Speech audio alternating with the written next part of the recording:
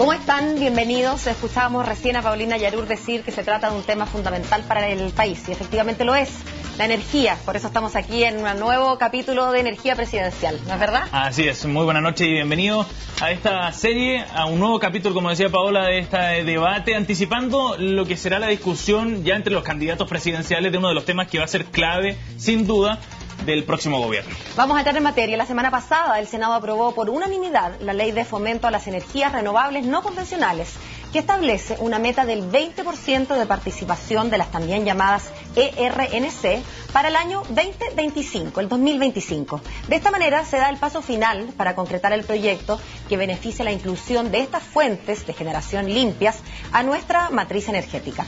Claro, y para eso, para conversar sobre este tema, estamos junto a Carlos Finat, director ejecutivo de la Asociación Chilena de Energías Renovables. Don Carlos, gracias por estar con nosotros. Bienvenido. Gracias, hola Paola. Hola.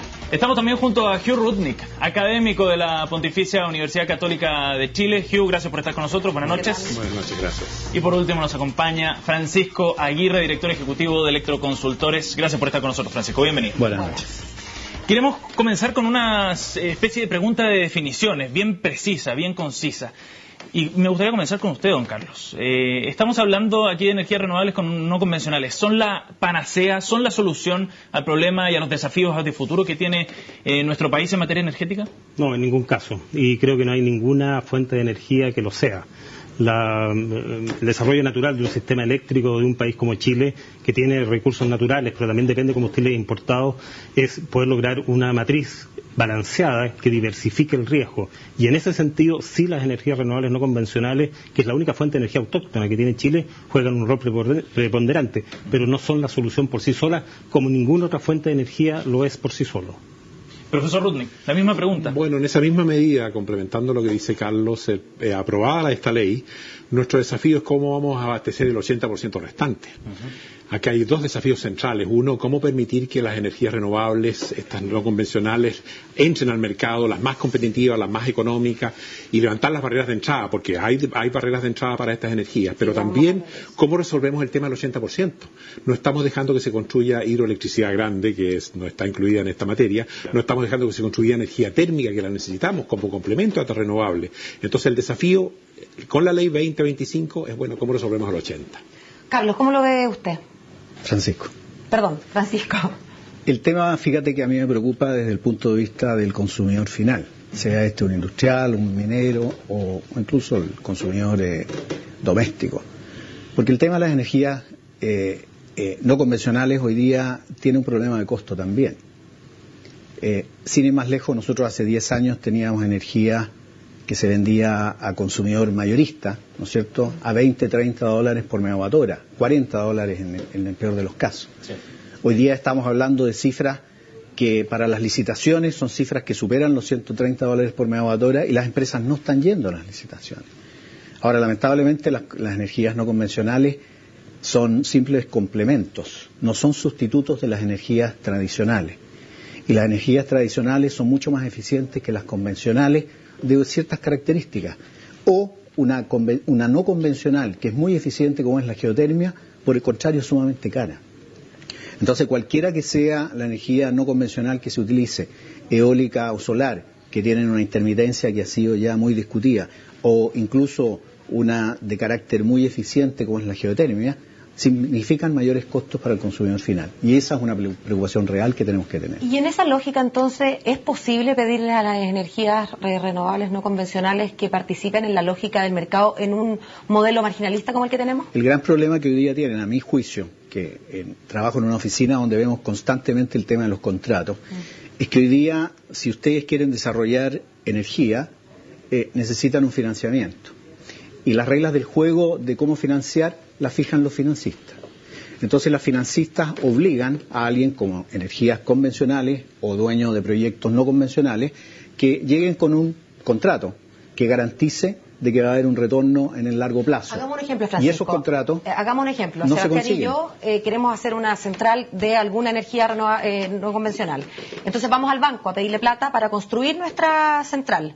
Y entonces el banco lo que me va a pedir como garantía es el contrato, ¿eso es? Tráigame un contrato de un consumidor que yo pueda reconocer y calificar bien para tener la garantía de que usted me va a poder devolver la plata que yo le presto. Entonces yo tengo que ir contigo a conseguirme ese contrato y el problema es que no voy a conseguir a nadie que quiera contratar conmigo. El problema que hoy día tienen las energías no convencionales, ¿no es cierto?, es que les cuesta conseguir contratos, porque particularmente la solar y la eólica, que tienen precios razonables, pero tienen precios razonables una fracción del día, no consiguen ningún cliente que consuma en esa misma forma, sino que consume las 24 horas del día.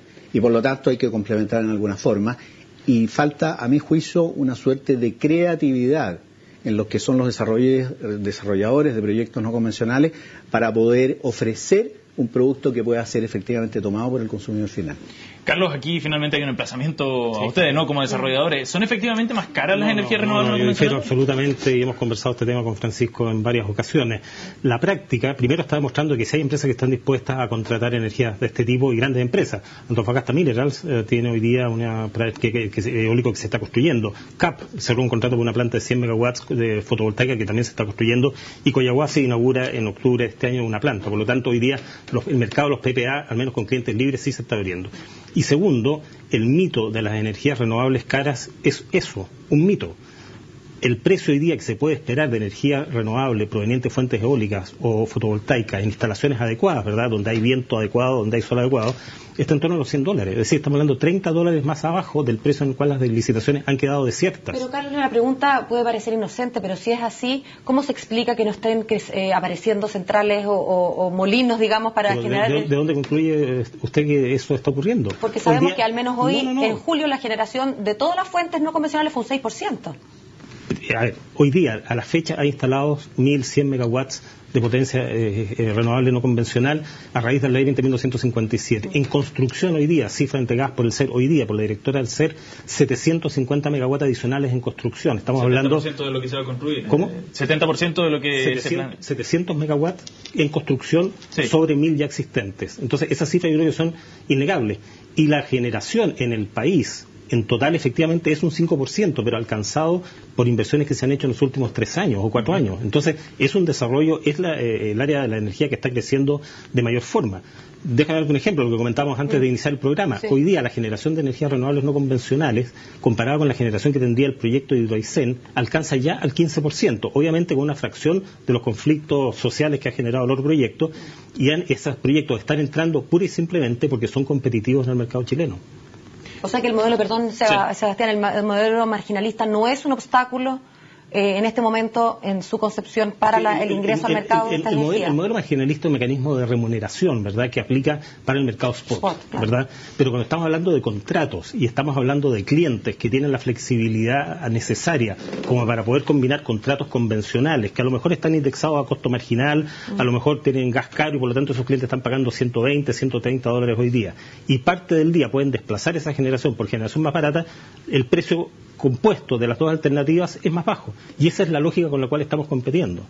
Profesor, me gustaría conocer su opinión también para, digamos, conocer una tercera visión, ¿no?, sobre este tema. Si efectivamente es un lamentablemente esto se ha caricaturizado, se ha extremado mucho la discusión. Desde aquellos que dicen que las energías renovables son un estorbo y que son caras y que no dan energía todo el día, a aquellos que dicen que no podemos construir ni Hidroaicén, ni Castilla, ni ninguna alternativa convencional porque impactan al medio ambiente. En realidad son condiciones extremas. Yo creo que finalmente la matriz debe ser una matriz equilibrada. La misma aprobación de un 20% está buscando introducir estas energías y tenemos que ir en ambos caminos. Y esta negación mutua que se ha dado en forma extrema en el país no le hace bien al país. Nosotros necesitamos energías convencionales para respaldar a las energías renovables cuando no están generando. Necesitamos desarrollos tecnológicos. Todo el tema del almacenamiento de energía es algo muy relevante. Por ejemplo, se cuestiona los embalses en Chile. Los embalses son los que van a poder apoyar el que tengamos energía solar o energía eólica y que esté respondiendo a las variaciones y ambas beneficiarse mutuamente. Volviendo al tema marginalista, yo creo que eso también es una discusión bastante errada, digamos, porque el problema, como ya ambos mencionaron, es un tema de contratos. El marginal es para los intercambios entre generadores. Finalmente lo que es relevante aquí es un contrato, un precio estable, que ojalá no sea, como dice Carlos, los $130 que hoy día están quedando sin respuesta, sino que sea valor razonable, 80, 80, 90, $100 y no más que eso. A eso debemos apuntar y la combinación de tecnologías convencionales y no convencionales competitivas nos puede permitir llegar a ese futuro de un suministro más independiente, a la gracia de las energías renovables que nos hacen más independientes del extranjero, las renovables convencionales y no convencionales, yo no hago una distinción, y tienen una serie de otros beneficios, nos hacen más inmunes a los cambios en los precios de los combustibles, tienen una serie de ventajas, pero son en definitiva un complemento de las convencionales. Entonces vuelvo al tema central, resolvamos el problema completo. Vamos a seguir analizando otra de las aristas interesantes, por ejemplo el tema de la independencia. Me gustaría que aclaráramos también la diferencia, por qué don Francisco considera que son más caras las energías renovables, pero eso vamos a abordarlo al regreso de la pausa. Seguimos aquí en Energía Presidencial por CNN Chile.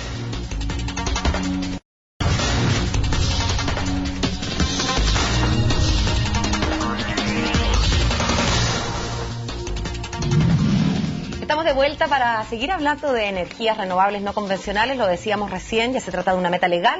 Al año 2025 esperamos tener un 20% de aporte de estas energías en nuestra matriz. Y la pregunta es la siguiente: ¿qué rol o qué deuda tiene todavía el Estado en términos de regulación legal u otra para ayudar a que las energías renovables no convencionales puedan entrar sin demasiadas barreras u obstáculos y hacer en el fondo carne este 20% esperado?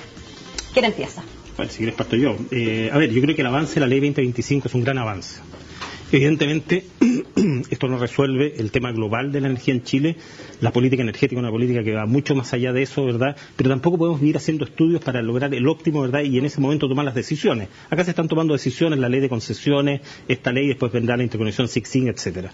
Ahora, ¿cuál es el rol del Estado? El rol del Estado es dar las condiciones, ¿verdad?, para que se desarrolle un sector energético que sea competitivo, que sea sustentable, ¿verdad?, y que dé respuesta a las necesidades del país. ¿Y cuáles son esas necesidades, Carlos, bien concretamente? Tener energía a un costo competitivo, si no estamos comprometiendo el desarrollo, ¿verdad?, y la capacidad de crecimiento del país. Hay proyectos mineros, ¿verdad?, que se hablaba que había $100.000 millones de stock en proyectos mineros, y hoy día, según cifras de la Tsunami, está un poco sobre $40.000 millones, y eso ha sido gran parte por los costos de energía en Chile. Entonces, esas condiciones son las que se tienen que dar. Ahora, yo creo que Hugh, que me tocó escucharle hace poco, que planteó en el CEP la necesidad de una revisión profunda del modelo, yo estoy en esa línea. Yo creo que en las condiciones actuales, el modelo, simplemente por la observación de lo que está ocurriendo hoy día, ya no está dando las soluciones. Acá es un obstáculo para el ingreso de la energía renovable. Y es un obstáculo porque, por ejemplo, existen barreras, salvado el punto de la ley, existen barreras objetivas. Hoy día las energías renovables no convencionales, no despachables, como la eólica y la fotovoltaica, no pueden participar, están excluidas, a nuestro juicio discriminatoriamente, de las licitaciones de las distribuidoras. Profesor, ¿no es demasiado ambiciosa una meta de 20% para el 2025? Yo creo que sí. Yo creo que la misma Comisión Asesora de Desarrollo Eléctrico planteaba algo más cauto. Estaba hablando de un 15%. Por la otra parte, perdón, una de las candidatas presidenciales, Michelle Bachelet, hablaba de que al año 2030 fuera un 30%. Sí, es que es muy fácil estas cifras, 20-20, 30-30, son realmente cifras que se tiran sin un análisis realmente de los impactos que ello implican. Yo creo que es una meta alta, ya nos hemos comprometido como Estado, ustedes están hablando del rol del Estado, y en esa medida, evidentemente, la responsabilidad está de parte del Estado de que, como mencionara, levantar barreras de entrada para que las energías que son competitivas entren.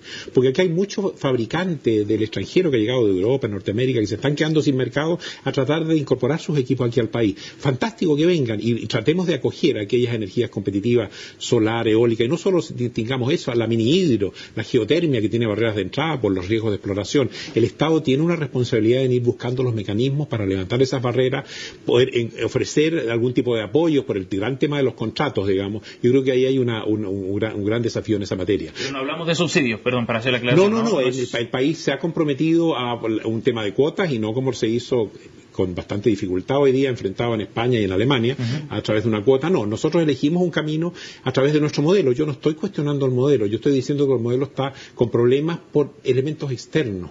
Y fundamentalmente, perdonen que vuelva a lo original, el problema del modelo no está funcionando porque no estamos permitiendo competencia, estamos impidiendo que lleguen nuevos generadores al país, no estamos permitiendo que se construyan nuevas centrales y tenemos que tratar de abastecernos con lo que tenemos o con energía cara, como él dice. En eso está fallando. Y por lo tanto, el Estado tiene una responsabilidad. Yo creo que habiéndose aprobado esta ley, hay que trabajar ahora en el tema del reglamento y el tema de las barreras. Pero hay que irse ahora al tema de la hidroelectricidad. Vamos a permitir que se construya hidroelectricidad, sería muy conveniente. Vamos a permitir que se construyan centrales térmicas, son necesarias. Hasta para respaldar las renovables, hay que construir. Vamos a irnos por carbón, perfecto. o nos vamos a ir por gas. Ese tipo de decisiones tenemos que tomarlas como país y son un desafío para el próximo gobierno, porque si no se va a enfrentar con problemas en que con energías renovables y diésel vamos a tener una energía carísima. Francisco, en algún momento el presidente Piñera, dentro de los 6 ejes, tenía el tema de la zonificación territorial, que luego se abandonó por cierta falta de consenso al interior del Poder Ejecutivo de cuál iba a ser el rol del Estado, pero se está retomando la idea de generar una zonificación, como digo. ¿Esa va a ser una buena medida, ahora, pensando en las energías renovables? En términos generales hay que recordar un tema absolutamente básico que muchas veces se deja de lado.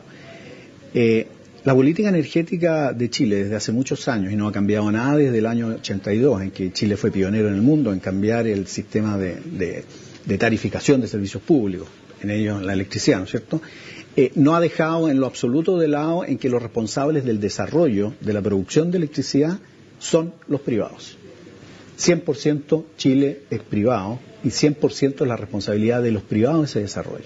Entonces, respecto a la pregunta anterior, cuando tú preguntas cuál es la responsabilidad del Estado en este caso respecto a las energías renovables no convencionales, es que sin estas leyes que fuerzan a un 10% al año 2024 como fue la primera, o un 20% al 2025, o como muy bien dice Hugo, ¿no es cierto?, esta fantasía del 30% para el año 30, ¿no es cierto?, sin estas leyes las energías renovables no convencionales no hubieran flotado.